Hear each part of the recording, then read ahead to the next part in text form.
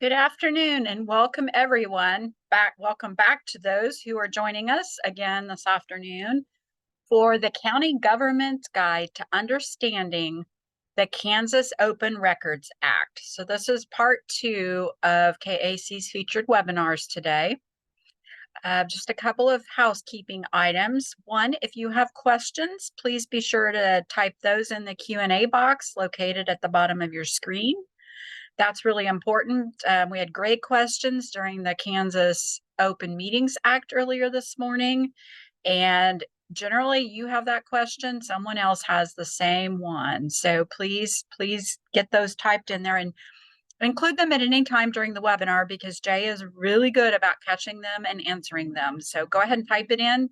You've got some now or as we're rolling through the webinar. Second, we are recording this webinar. So we will provide the webinar recording link and the PowerPoint presentation both. We'll be including those in tomorrow's Kansas County Happenings newsletter. They'll be posted on the KAC website, and as well, we will be sending that out to all registered attendees. And also an added note that I forgot to mention this morning, this is an elective for the Foundations and County Government Education Program, certification program. So if you are interested in that program, you can contact myself, Kimberly Qualls with KAC, to find out more about that program. And with that, I think, Jay, we're ready. It looks like most everybody has joined on, so I'm going to turn the microphone over to you. And thank you. All right, thank you. As Kimberly said, I am still Jay Hall. This is still the KAC. And unlike this morning, we are going to be talking about open records instead of open meetings. So let's go ahead and jump right in. The Open Records Act. We're going to talk today about what it is, what it requires, where problems pop up, and then we're going to finish, as always, with some best practices. So just like the Open Meetings Act this morning, the Open Records Act is about transparency. And we know that because, again, it's public policy here in Kansas that public records shall be open for inspection by any person unless otherwise provided. And this act shall be liberally construed and applied to promote such policy. That is statutory. So we want to make sure that, again, the rule is that public records be open for exception, and it should be liberally construed and applied to promote that policy. So we really want to lean towards having records be open, and the exception being that those records are closed or otherwise unavailable. But generally, we expect and anticipate that public records should be open for inspection. All right, so KORA, what is it? So first we need to define what a public agency is. Public agency, according to the statute, is the state, political and taxing subdivisions, offices, agencies, or instrumentalities of political or taxing subdivisions or the state, or any entity supported in whole or in part by public funds. Interesting note, if you're saying, well, what is an instrumentality of the state? KAC happens to be an instrumentality of the state. You can find us in statute listed as an instrumentality of the state. So we at KAC are also subject to the Kansas Open Records Act. Just a fun fact to know. All right, what does KORA require? In general, unless a record is closed, all records are open for inspection publicly. This just means that the public can inspect that record. So again, the rule, the expectation is that every public record will be open and available for inspection unless it is closed by law. Now, the other thing that I will point out is that there are certain exceptions, and we'll talk about those exceptions later. Rest assured, we will talk about the exceptions to the Open Records Act. Those exceptions do not require generally that you mandatorily close those records. So even if there is an exception, it doesn't have to be closed in most circumstances. So you could decide to make those records open for inspection to the public. But again, the general rule is that all records are open for public inspection. There are some exceptions, and there are also some things that are mandatory that they be closed, and we'll talk about that as we get further into this presentation.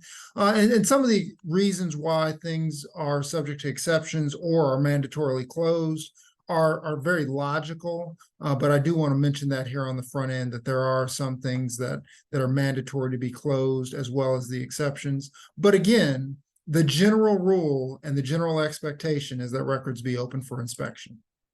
All right, so under KSA 45-2219, people can make abstracts or copies of information, but they cannot take those original records off site without permission. Generally, a best practice is to not allow individuals to take the records, the original records off site at all. And this is just to make sure that you preserve those records, because again, if a record is lost or destroyed, that prevents the public from being able to inspect it. So I would encourage not allowing the original to be taken off site at all, if it can be avoided, but it should be available for inspection on site. And then obviously if copies can't be made of the records on site, then you need to make arrangements for individuals to be able to make copies at another location. So those are just kind of the general requirements. All right, public agencies are able to charge fees for producing open records. So again, it is lawful for public agencies to charge fees for open records. However, and this is important, those fees cannot exceed the actual expense of producing that record. Now, you can include staff time in those fees, but again, the fees cannot exceed the actual expense for producing the record. This is not a money-making venture. Those fees should be for the actual expense. So it should be a break-even proposition, that when you're charging fees, it is for the actual expense of producing those records. All right, now, again, we've got case law on this. Fees for copies shall not exceed the actual cost, including the staff time for making those copies. And it also can include the staff time for redacting information that must be closed. So you can charge for the redacting time and the actual cost of staff time. But again, you need to be very, very aware that you're not exceeding the actual cost when you are issuing those fees. KORA does not require that you create a record that does not already exist. Let me stop here for a moment and emphasize that. You do not have to create a record if it does not already exist. So you don't have to put a record in a new form. You don't have to produce something that you don't already have. You don't have to produce some sort of compilation or anything like that. KORA does not require that you produce any sort of record that does not already exist. It simply requires that you turn over the things that do exist so that the public is able to inspect them. So you don't have to do any sort of research or anything like that to create a new record. KORA is not a research tool that allows the public to have you do free research on their behalf. KORA simply requires that you produce records of items that already exist.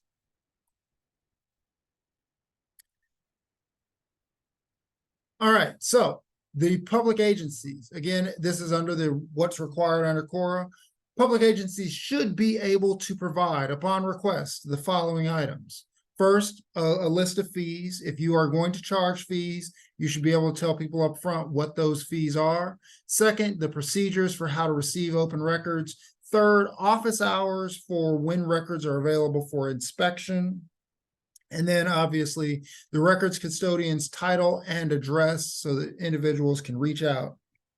I would also include email and phone number so that if there are questions, individuals can reach out to you with questions about open records and how to obtain those records. All right, more of what KORA requires.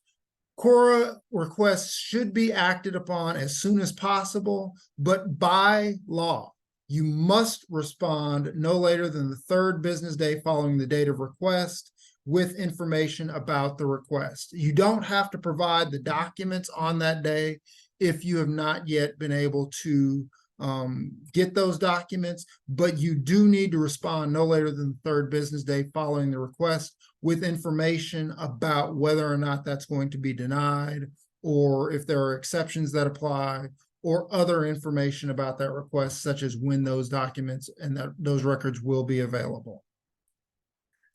All right, if access can be granted immediately. So under KORA, obviously you have up to 3 business days before you have to produce the records or give any other indication. But if access can be granted immediately, you should grant that access immediately.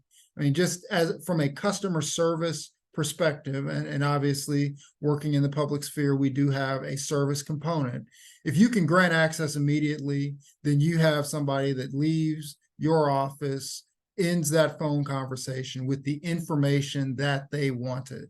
And that's just going to make them much more happy than having to wait multiple days to get that information. Looks like we've got a couple of questions. What happens when a record is requested that should exist, but is not able to be located? Okay, so if there is a record that should exist, so in other words, you should have a document that is responsive to the request, but you cannot locate it, that should be communicated to the individual, and you should communicate that as quickly as possible. So if you know, for example, that you had meeting minutes for a commission meeting that was 6 months ago, and you know that those records should exist, but you're having trouble locating those, you should communicate to the records requester, hey, we're looking for those minutes right now. We can't find them, but we are working on locating those minutes for you, and we will update you once we have located those minutes, or if we are not able to locate them. So just communicate. The important thing with the Open Records Act is to make sure that you are communicating with the requester throughout this entire process. You really want to make sure that you are keeping a clear line of communication open as you are responding to any records request. Second question is, what's the difference between KORA and the Freedom of Information Act? FOIA is generally a federal law, whereas KORA is kind of its companion for the state level. So a lot of the things that I talk about in KORA also apply to FOIA. The important thing to remember, though, is obviously from a Kansas perspective, you have to make sure that you are adhering to the requirements under KORA because you are an instrumental, or you are a taxing subdivision of the state, and so it's expected that you're going to be following KORA for the purposes of state law. We've got another question. It says, does the 3-day time frame start when the custodian gets the records request, or when the agency this custodian works for gets the request? It's generally going to start when the agency the custodian works for gets the request. So when you get open records requests, and this is why training is so important, it's important that everyone within the county or within departments know how to forward that request on to the records custodian as quickly as possible. This is not something that should be sitting in somebody's inbox or on someone's desk for days at a time before they get it over to the custodian.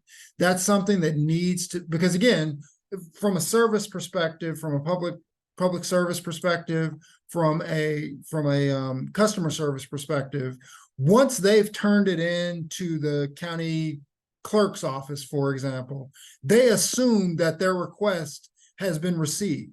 They may not know whether it was turned into the records custodian or not, but from the public, they are going to be looking at that and anticipating that they are going to get a response because they turned their request in to the county office. And so if you are not responsive, that again is going to be very frustrating for them, and is going to be something that is going to lead to frustration for them. So I would encourage everyone to make sure that everyone in your departments knows how to move those requests on to the moves those requests on to the records custodian so that they can be responsive to those requests. Got another question here. It says, what about someone who is asking about the entire county?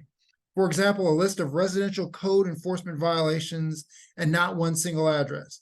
Again, this is where communication is important.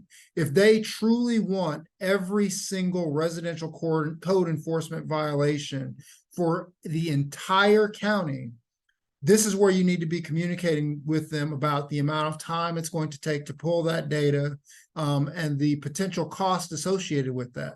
What you will find more often than not is once you communicate that to them, then they tend to pare down their request because they probably are just interested in one address or one particular street or something like that to see if there have been code enforcement violations in a particular area.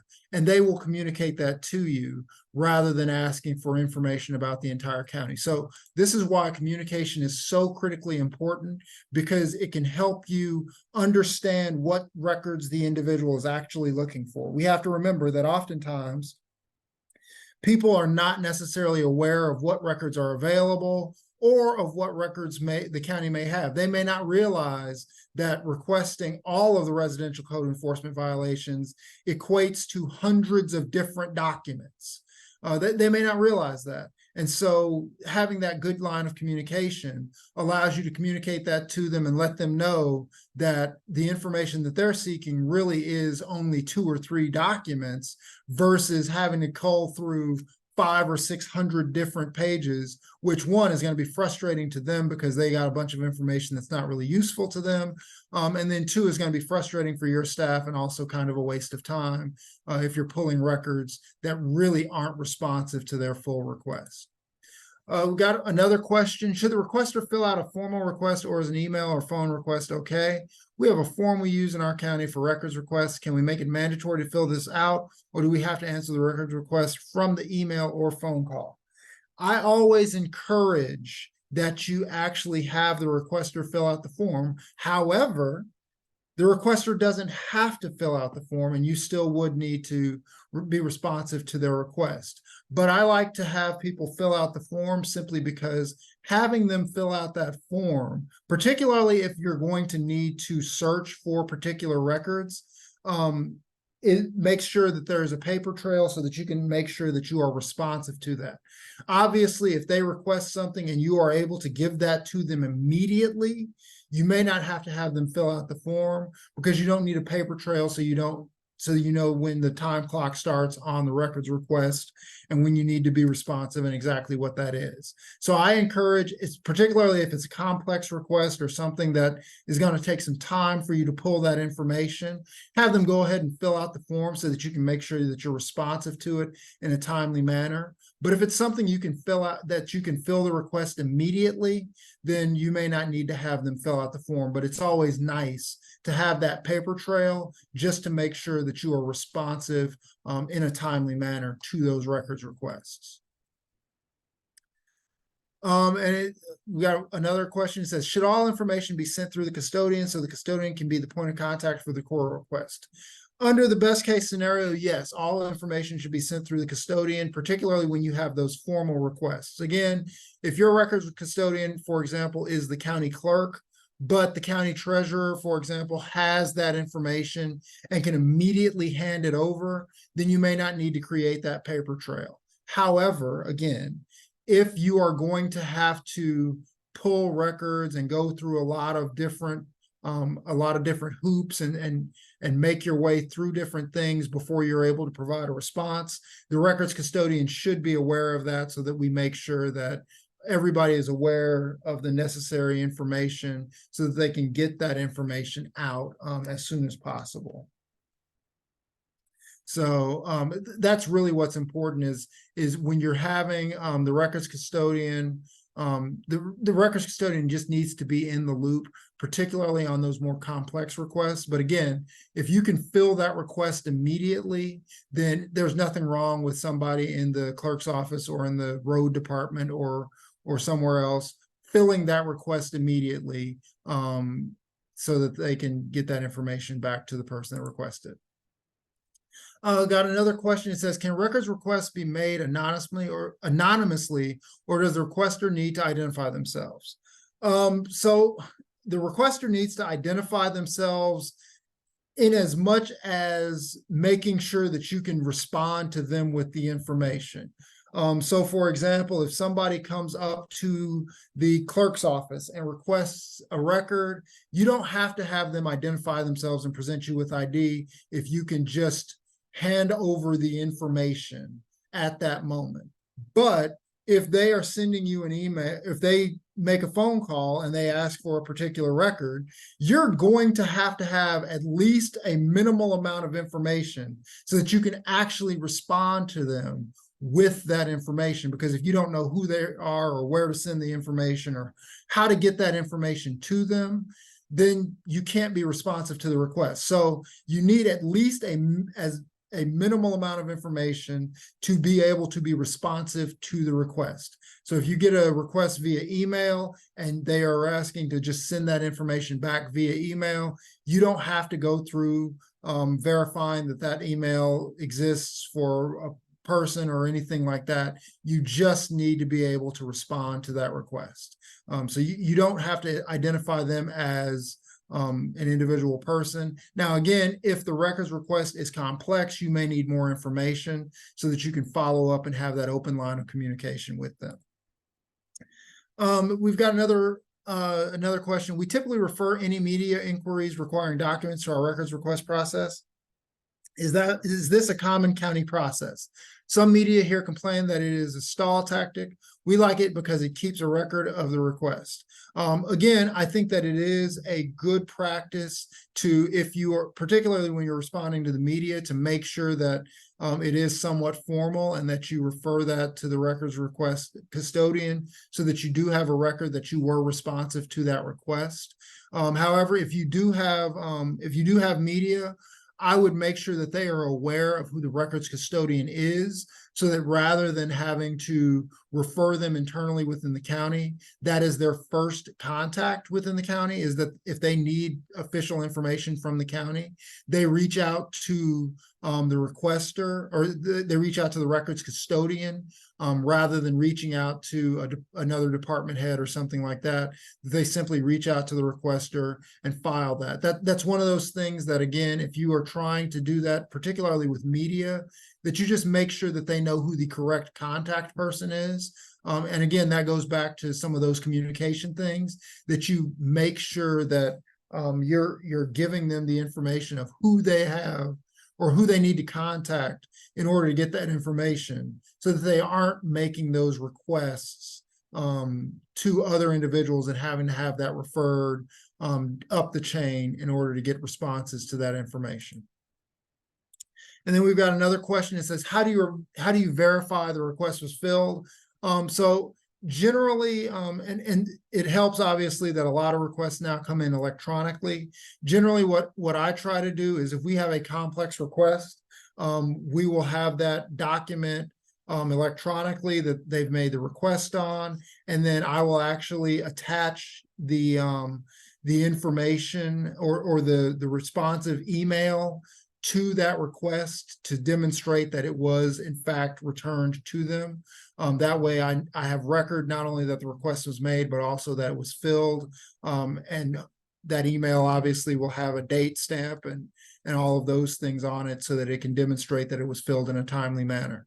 Obviously, for simple requests that you can respond to immediately, you don't need to necessarily go through that process. But again, for more complex requests, you do want to keep those kinds of records, just so that there's no confusion. And also, in case there's a situation where you respond to a request, but they have a follow-up, or they say, well, this isn't exactly what I wanted. What I really wanted was these other documents, so that you can make sure that you're getting them the information that they're looking for.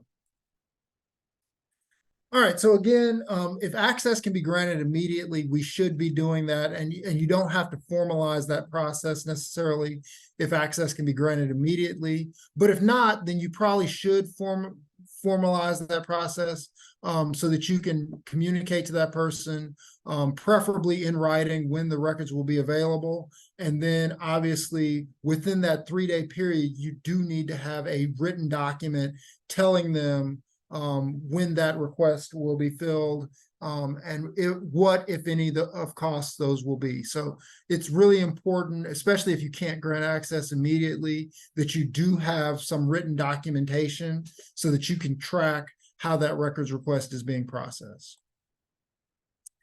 So continuing with what KORA requires, each agency should be able to provide upon request the office hours, name of the custodian, the fees, the records, and the procedures for obtaining the records, and then business hours during which they can inspect the records. And that includes any additional office hours outside, pardon me, outside regular business hours. So those things should be made available to the public.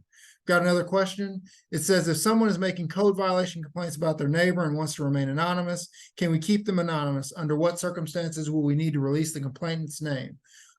This is really more of a policy question about how you handle complaints. Some counties and cities require that you can't make anonymous complaints. Others do accept anonymous complaints. So really that's a policy. If you do not accept anonymous complaints for whatever reason, then obviously the name would be attached to those code violation complaints. But if you do accept anonymous complaints, then obviously the name would not necessarily be a part of that record. So it's really about how your process and policy is when dealing with how you accept those complaints, and making sure that if you do accept those complaints anonymously, that you do have the ability to obviously not have those names or not disclose those names. Again, KORA does not require that a covered entity, so counties, cities, townships, various boards, you don't have to create a record that does not exist. So you don't have to make something that is responsive to a request. You only have to turn over items that already exist that are responsive to the request. You don't have to create a new document. You don't have to create a new spreadsheet. If it doesn't already exist, you don't have to turn it over in response to the request. You only have to turn over documents that do exist. All right, so exceptions. Let's talk some about exceptions. The burden of proving an exemption from disclosure is on the agency or the public entity. So it is your responsibility as the county or the township or the city or the library board or the water district or the fire district. It is your responsibility to demonstrate that an exception to disclosure applies to that specific record. You have to provide that. You cannot force the requester to demonstrate that they should be able to get that record. You must demonstrate as the public agency that you do not have to turn that record over because an exception or an exemption applies. All right, exceptions can obviously be used to close records, but again, the burden is on the agency or the public entity to prove that that exception applies. And so at this point, I think it's appropriate that we talk about some of the exceptions. I talk about kind of 4 broad categories of exceptions, and I'll hit on those here. We've got a question though first before I dive into that. It says, if Joe Q comes into the commission meeting to complain about their neighbor, can that be kept out of the public record? Well, let's think about this. If Joe Q comes into the commission meeting to complain about their neighbor, that's obviously going to end up in the meeting minutes if Joe Q stands up during the public comment period or during some other period of the commission meeting and makes his statement. Depending on how you handle your meeting minutes, that's probably going to be in the meeting minutes that Joe Q came into the public meeting and made those statements. Because again, this is an open meeting, and because it's an open meeting, it happened in an open meeting, there is going to be a public record of it. So Joe Q has no expectation of privacy there and cannot expect that that information won't be disclosed because Joe Q came into the public meeting and made those statements. All right, so let's talk about some KORA exceptions. And again, I talked about 4 broad categories. The first of those is what I like to call the legal or court exceptions. And those are exceptions that are privileged under the rules of evidence, criminal investigations, records pertaining to litigation, and attorney work product. All of those things are exceptions to the Open Records Act. You do not have to turn those things over. And obviously all of those things kind of deal with attorneys and court processes. And so that's why I include those in kind of this broad category of court or legal exceptions. The second is the patient exceptions, and these are for identifiable patients. Now, it's important that I point out that this is for identifiable patients. So large-scale statistics would not be included in this, but I have to throw the caveat out there for our smaller communities. If you only have 1 or 2 cases of a particular situation where there's only 1 or 2 people that are involved, those are then probably identifiable based on just information. Because again, if you only have 1 or 2 cases, it's very easy, particularly in our smaller communities, to figure out very quickly who those individuals actually are based on the information that would be in that. So again, for identifiable patients, we're talking about medical records, psychiatric records, psychological records, and then alcoholism or drug dependency treatment records. So those things are for identifiable patients. Again, this doesn't apply to broad statistics, but we do need to be aware in our smaller communities that if you only have, and generally the rule is less than 5, you don't need to disclose those statistics because it makes it very, very easy for people to identify who those individuals are based on that information. The third exception, again, or the third broad group of exceptions is the identifiable person or the identifiable individual exceptions. And there's a whole list of those. And again, we kind of have an idea of why these things would be closed records.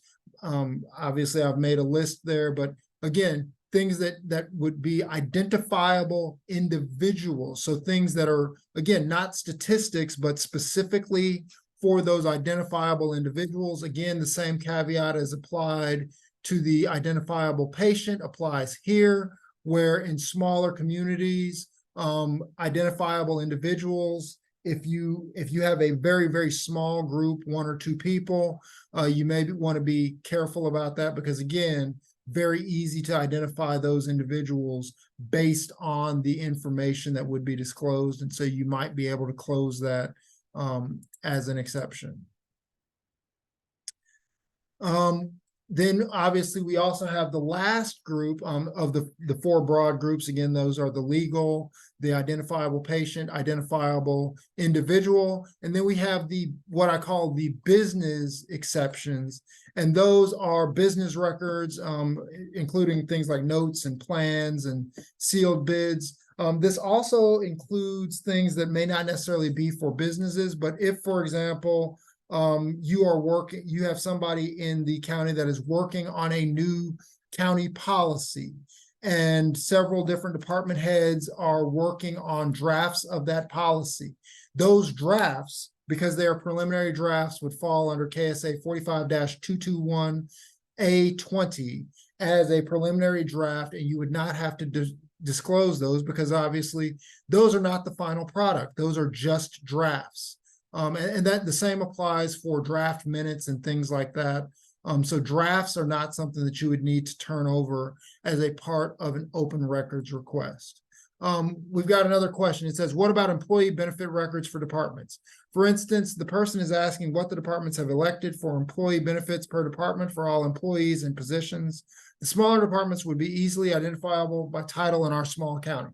Again, if you're in a smaller community, and you have things that are identifiable just because there are just one or two people that work in that department, that would be something that you could potentially close if it's for identifiable individuals or particularly with medical information, and identifiable patients. So those are things that, again, you need to be very aware of, particularly in our smaller communities, because you do have situations where in larger communities, asking for information about individual departments and things like that would not necessarily be identifiable for a person, but identifiable individuals would come into play in our smaller communities. All right, again, you've got the business exceptions there, and those things. I do want to also highlight sealed bids here, because those are specifically sealed bids. Obviously, you're going to open those bids in an open meeting, and once those bids are open, they are part of the open, they are an open record at that point. But up until that point, up until they are opened in the open meeting, they are sealed bids, and they do not, they are not part of the open records. And there's obviously reason for that. You don't want competitive bidders to come in after on the next to last day and find out what the competition has bid a project at, and thus tilt the scales in their favor. So sealed bids, until they are opened in the open meeting, are not part of the open records. But once they are opened in the open meeting, then they are open records. So after you've opened them, people could request those as open records. All right, so where do we run into problems? Where do we run into problems under KORA? Well, the simplest problem and the simplest solution is we run into these problems of late responses where the request comes in on Monday, a whole week passes, and we still haven't done anything with that request. We are late because we have let more than 3 business days elapse without responding to that request. Once you get that request, the timer starts, and you need to be making sure that within 3 business days, you are responsive to that request. Now, again, you do not have to have the specific records that were requested when you respond, but you do need to make sure that when you respond, that you are responsive to that request, and as far as giving them the information that they have asked for, and making sure that they are aware of what is going on. So that's really important, that you make sure that you are responsive within the time frame allowed. Looks like we've got a voice question maybe, so I will allow, I'll call on Commissioner Cooter I see you've got your hand up. Did you have a question?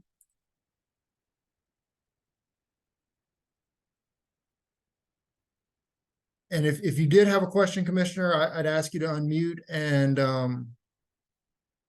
go ahead and ask your question. I see your hand is up.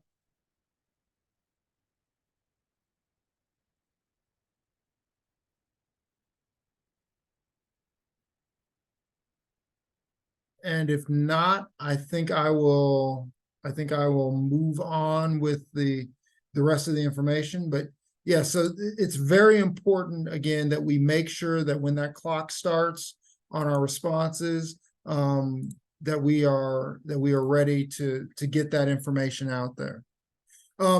We've got an anonymous question. It says, what are the penalties for responding late?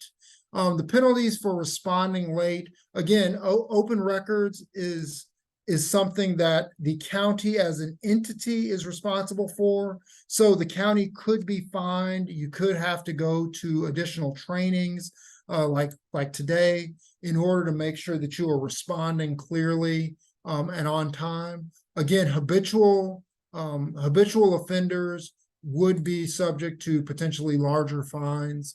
So we really want to make sure that you're not responding late, because it is something that is a very simple fix if you make sure that you are getting your responses out in a timely manner.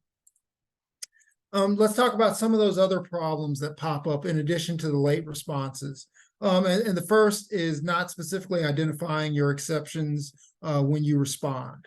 If you are going to use an exception, you should be responding with that exception. Incorrect use of exceptions, and we'll talk about that here in a moment. And then failure to produce the requested records. If you do have responsive records, they do need to be produced. So first, not specifically identifying exceptions. When you're responding to an open records request and you are not going to turn over those records because they are subject to an exception, you always cite to that specific exception when you respond to the requester in writing. You should always be citing the specific statutory exception. You should be explaining why that exception applies so that you have a record of it.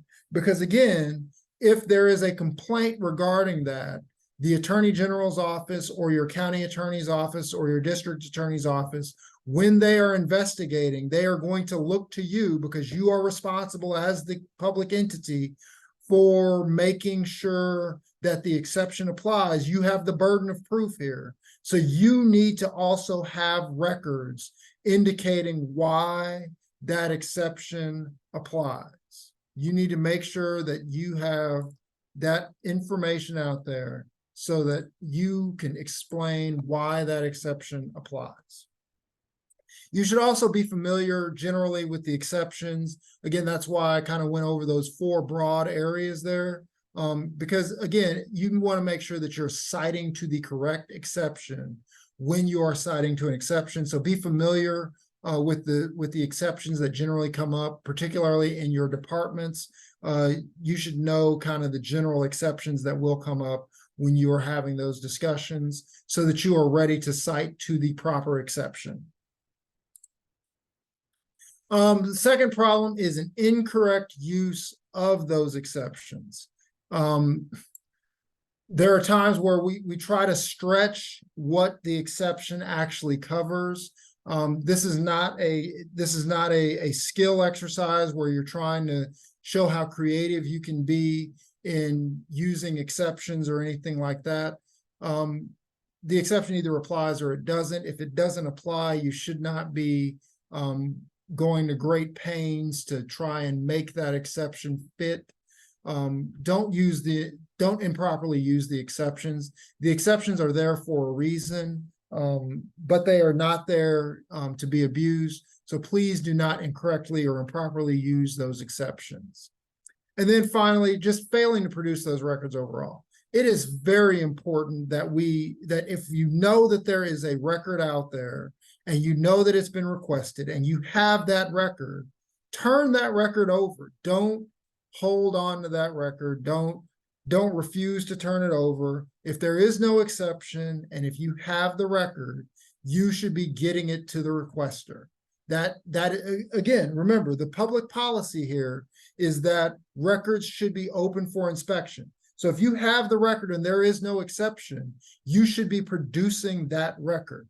Doesn't matter if it's going to paint the county in a different light or if people may be unhappy about it. If the record exists and there is no exception for it, it should be turned over because again, we are making sure that we are as transparent as possible. And that means turning over records that are requested unless there is an exception that applies. All right, so let's talk about some best practices. And I always try to leave you with some best practices to make sure that there are things that you can take away from our conversation today. In addition to the questions that you've had, that you can take away information from these things to apply in your work. So the first thing I want to talk about is closed records. There are some records that you cannot turn over, and a lot of these deal with children for obvious reasons. And so we want to make sure that if there are records that are closed, that you make absolutely certain that you are not turning those over, because these records are not optional to be closed. They are mandatorily closed, which means they should not be turned over.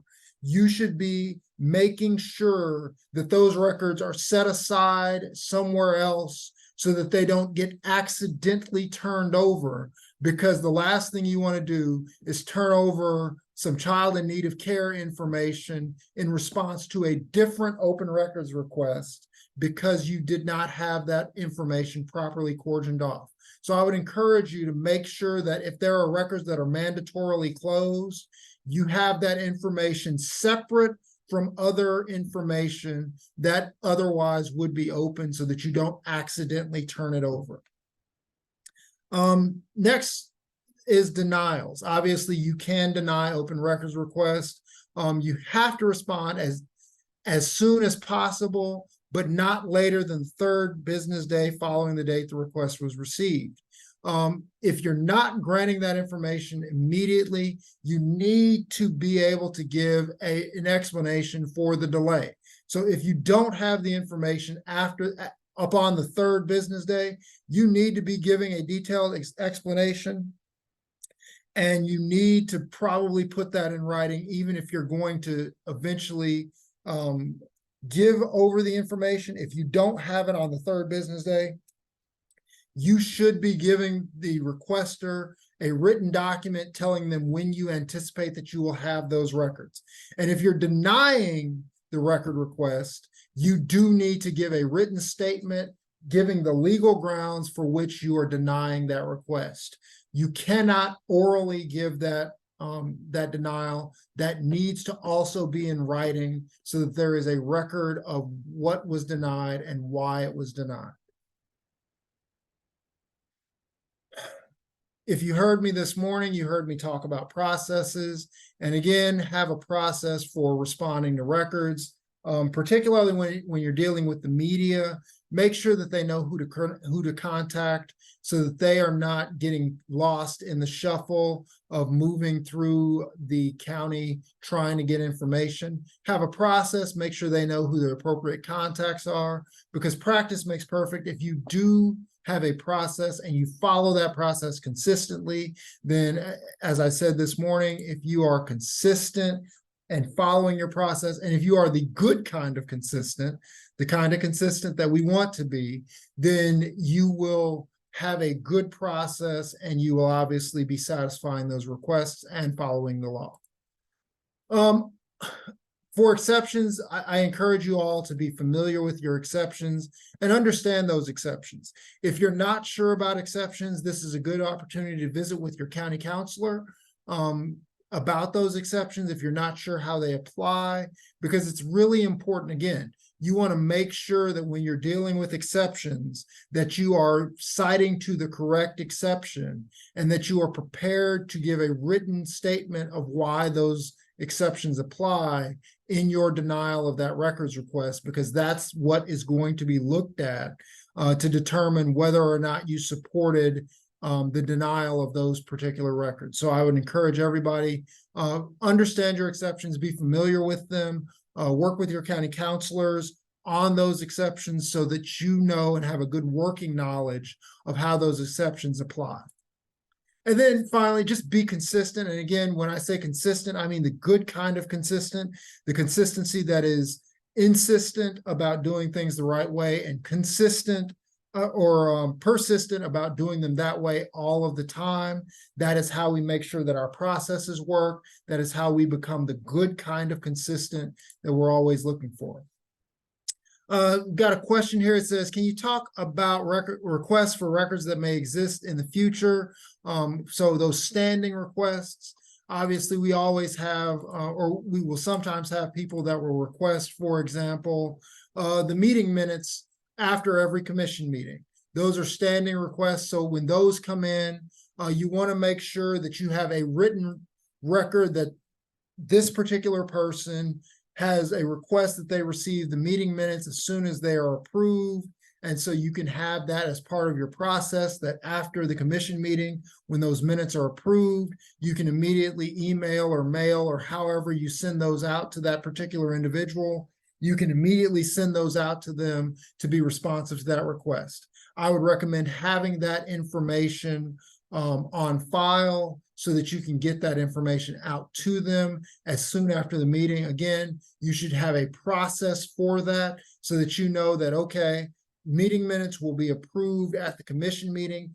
after the commission meeting, it is this person's responsibility to send those minutes out to the requester. So if our commission meeting ends at 2 o'clock, by 3 o'clock, we have sent those meeting minutes out so that the requester has that information. Because again, we want to be that good kind of consistent, the type of consistent that allows us to make sure that we're following our process, because we are insistent and also persistent. All right, and that brings us to the end of the Open Records Act. Are there any questions that any of you have for me? And again, I thank everybody for joining us today. I know a lot of you joined us not only for this presentation, but also earlier today for the Open Meetings Act. And so if there are any questions at this time, I'd be happy to take those questions now. If we don't have any questions, then I'd also be happy to give you your afternoon back and let you get back to the important work that you are doing in all of our Kansas counties. So with that, if I don't see any other questions, I will thank everybody for their attendance here today and wish you all a happy rest of the week. Thank you.